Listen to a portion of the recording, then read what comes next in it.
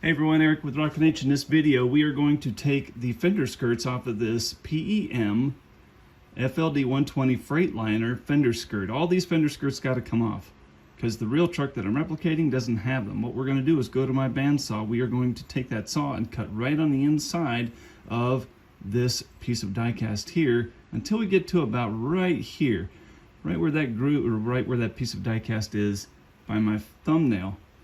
We're going to do that on both sides and then cut those off. So it's going to make for a nice clean look. Now, this is not going to turn out gorgeous because we don't have great equipment.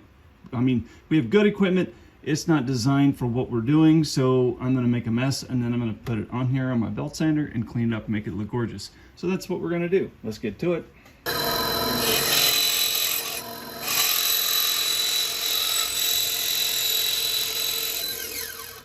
Now you might be wondering, Eric, you didn't cut all the way through. Well, that's for good reason. One, this is getting hot. Two, I don't want to go too far and leave really odd cut lines all over my diecast.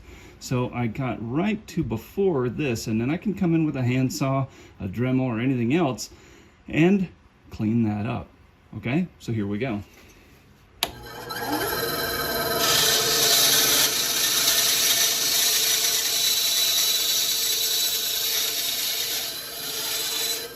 Okay, so just like that.